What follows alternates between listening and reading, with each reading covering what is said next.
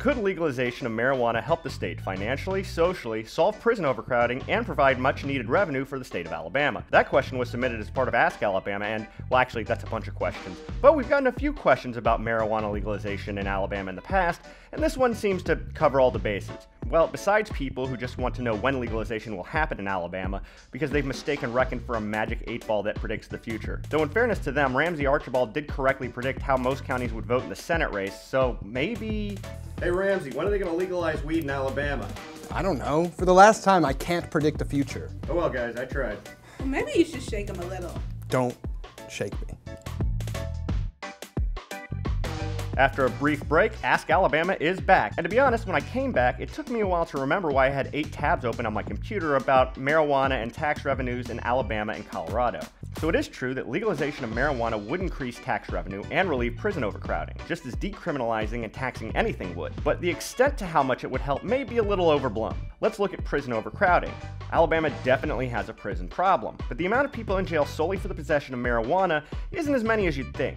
Of the more than 20,000 prisoners in Alabama in 2016, only 220 were serving time for simple marijuana possession. That's because, contrary to some claims, most people arrested for marijuana don't ever see the inside of a prison. Most may spend a night in a local jail and then get probation. And prosecutors believe the majority of the 220 people in state prison for possession only ended up in there after violating probation. But let's say tomorrow Alabama legalizes weed and we let everybody in prison for simple possession out, which they probably wouldn't do anyway. Changing law doesn't retroactively pardon every person who violated the old law. But if they did, that only reduces the prison population by less than 1%.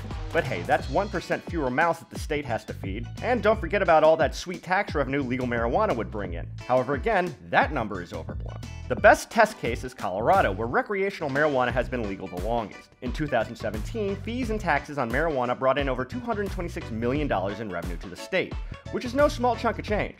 However, Alabama currently brings in more than $10.3 billion in state tax revenue. So even if we could match the state tax revenue seen in Colorado, which isn't guaranteed, the additional tax would only be an increase to the budget of 2%.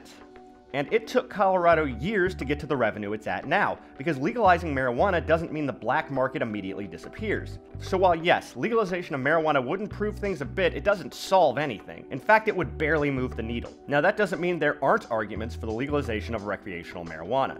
And a lot of groups that oppose legalization can be just as guilty of distorting the facts. But I'm just trying to keep everybody honest here. I'm Jonathan Sobolewski for Reckon. If you like these videos, you can go to the Reckon by AL.com Facebook page, where you can find lots of videos on politics and news and history. And be sure to give us a like, it helps us share these videos with even more people. Thanks.